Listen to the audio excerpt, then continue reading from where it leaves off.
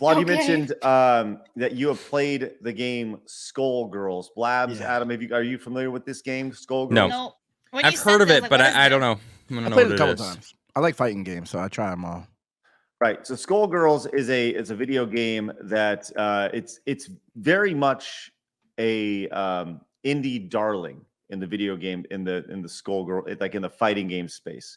It's still played pretty competitively. A lot of people go in. It's got these like wacky characters and such. I want to kind of show it off to you to kind of give you a reference here.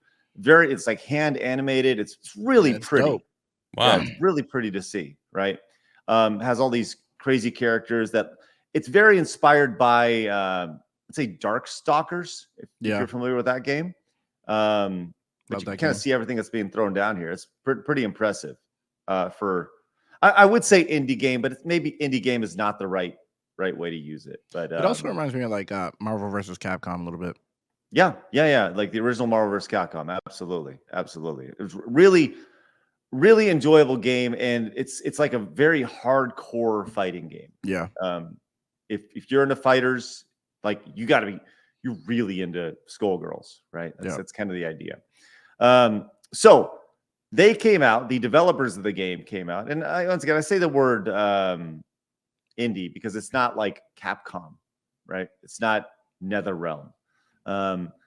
But the developers came out and said, guess what? We have a new update coming, and I just want to kind of introduce you to these updates, and so everybody can see what we have going on here. It says as part of global Skullgirls content update, we've adjusted several art assets in Skullgirls Mobile, Skullgirls Second Encore, and Digital Art Compendium on all platforms. You can read about the details and the rationale behind these changes here. Now, they actually have these down here. The forums were having issues, so I'm just going to pop them up here. And I just want to read this off. Hey, everyone. As many of you know, Skullgirls has had a long and colorful history shaped by a variety of contributors over the years. As we look ahead towards the future of Skullgirls, we have reflected upon past decisions regarding certain content that has undermined that many things that make Skullgirls truly unique and special. As such, as part of our most recent round of updates across the platform, console, and mobile, we have decided to make some changes to certain legacy content in the spirit of better reflecting our values and our broad vision for Skullgirls moving forward. I already have a headache. So below is an overview of some of the changes. Okay. Allusions to real-world hate groups.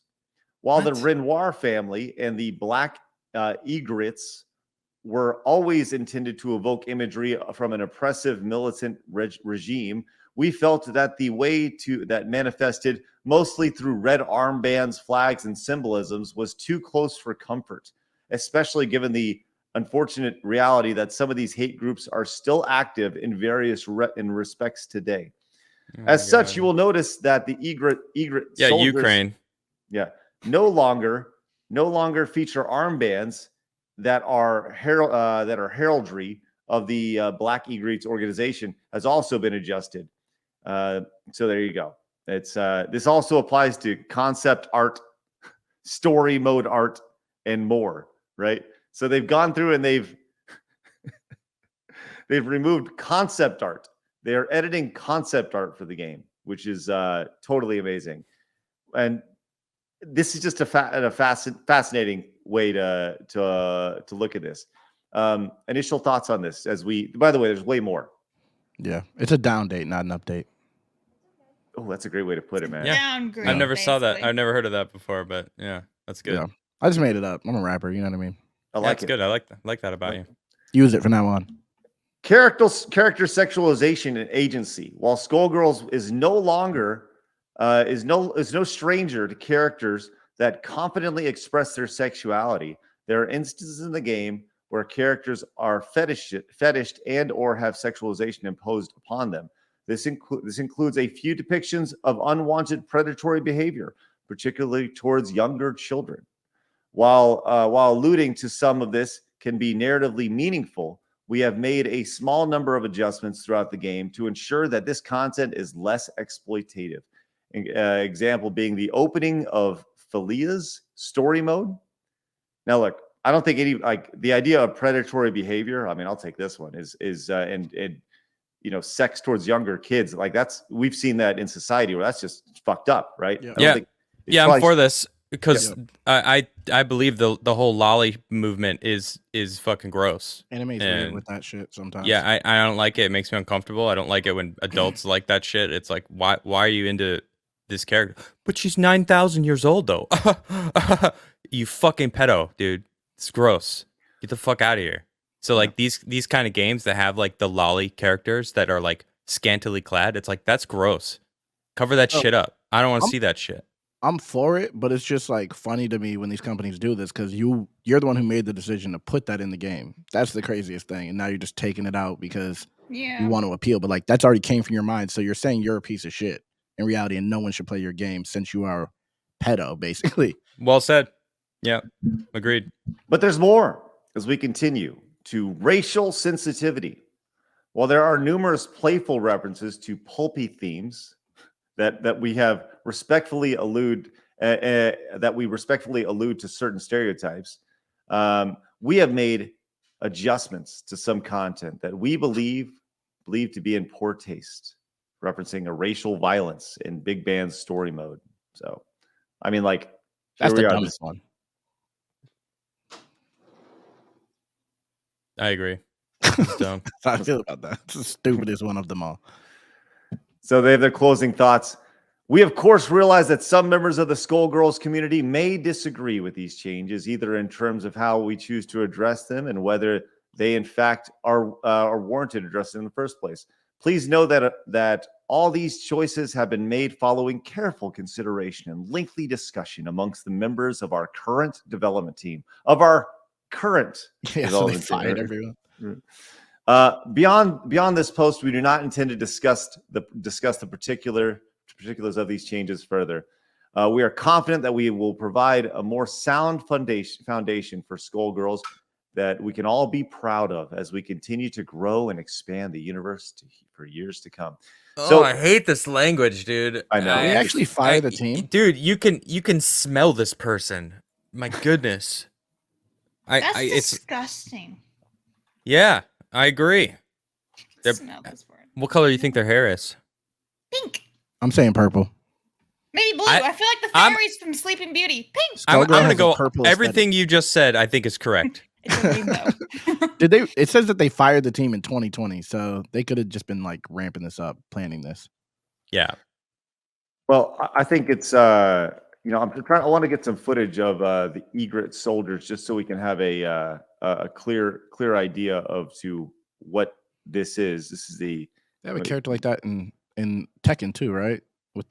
He looks like he's wearing Nazi uniform. Right. Like sometimes those are my favorite characters. They're smooth. They look fire. Not gonna lie, they had good style. Black and red is a good combo. Looks brown and red. Badass. Oh, is it brown? I don't know. Yeah. I like black and red. I like the characters every time. I'm just gonna say I'm not high on the Nazi. No, I just think it looks dope. I don't like Nazis. It just is a dope aesthetic. Okay. We're gonna need a. Never mind. I had a meme in my head, but you know what, Flood? I don't want to do you that dirty. Okay. I took a picture when I was at Blaze Media. They had like the whole wall. I took a picture with it. And Travis. By Anheuser-Busch. Don't post that online. I know what wall you're talking about. You kind of mentioned it yesterday. Yeah. So those who watch my show will probably know exactly what you're talking about. So the community has definitely been mixed on this, and as you scroll down, you'll see what's the ratio on this tweet, by the way? Is there? It's a lot of likes, a lot of quote tweets. 3,000 quote tweets, 7,000 likes, 9,000 or 900 retweets. Right? How many comments though? You got to click on any one of these comments and then scroll up. You mean far as just click on that comment down below? This one? Yeah, right there. Just click right there. Now scroll up. Comments. Okay. None of them. Yeah, 1,000. Not a bad ratio. But this is the don't mind me. I'm just updating content for modern audiences over here. This is it says Yeah. 3,000 likes. 3,000 likes. Right. Damn. So this is interesting. So do people get a refund for the game that is no longer for a game they no longer paid for? Or They should. right? That's a good Should point. have the opportunity to. I mean, I don't know. yeah, I don't know. It's interesting because the game is fundamentally the same, isn't it? It's just art that they're updating. Primarily art, yeah, primarily art assets and such. But for me, I think the most fascinating thing about it is the idea of going back and editing concept art for the game, right? Like this is the way the character was conceptualized, and they're like, yeah, no, by the way, yeah, it's and going back to like what's wrong with the gaming space, so maybe a couple people complained, maybe nobody complained, maybe they're trying to be proactive here and be like, look, we don't want anybody to be upset. No, they fired everybody, and the people they brought in are the ones who complained. They're like, we don't like this game that we're working on. Yikes. It is offensive to someone out there. Someone somewhere is butthurt right now. We must always crazy. You can always find it. Always I'm find like, somebody who's I'm joking, but I'm serious though. Yeah, no.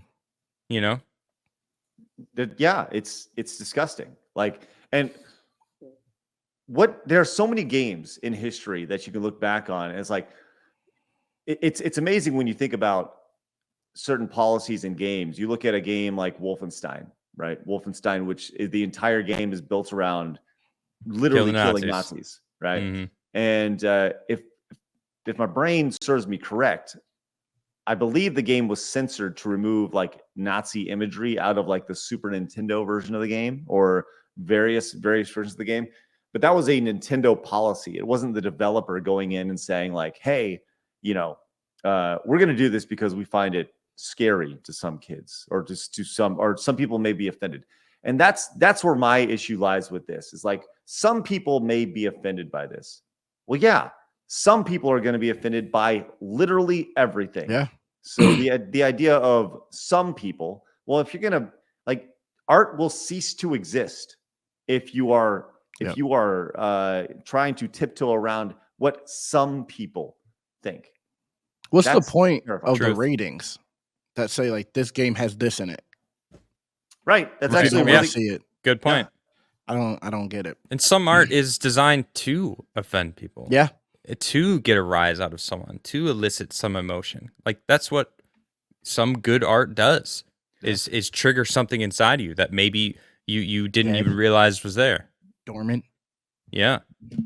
Well, so the SRB has rated Skullgirls as T for teen. And I think that's appropriate, right? Yeah, the idea of like my kids know about Nazis and the Holocaust and Germany and all that stuff. And their kids will too. They're in elementary school, So it's like the idea of like, are we just going to pretend like this happened? Like these things didn't happen? Oh, well, they may offend some people. What are we doing? I don't know. You wonder if that's the case. The idea that they went out, Claude, you said they fired the entire team? Did they literally fire the entire team? Yeah, in 2020 they did. So I don't know if it's like been like an evolution that they've been working towards this whole time for the past few years. That's a mess, man. I've been thinking about parenting a lot, and a good balance between a mother and a father. Mm-hmm. And there's a lot of problems with society. Something I've been doing for 3 years is trying to like understand the fabric of society. It's not very, very difficult thing to do. And maybe like see what the issue really is with like what's going wrong with society. Way too big a problem for me to ever grasp myself, but it doesn't stop me from trying to understand what it is. One thing that I've noticed is fatherlessness and this push in mothers or women being like the raiser of children. And I look at the difference between like a father's love and a mother's love, and why it's important that we need a balance between the two, because a father is very stern in their love, right? That they're strict with their love. They still love, but they're not going to coddle, right? That's not what a father does. Father goes, you're going to stub your knee. You know what? Go ahead, stub your knee. See, now you know what pain feels like. Now you're not going to do that again. Or a mother is going to be like, don't do that. You'll stub your knee. You know, don't touch the stove. You'll burn yourself. Or a dad is going to be like, go ahead, touch it.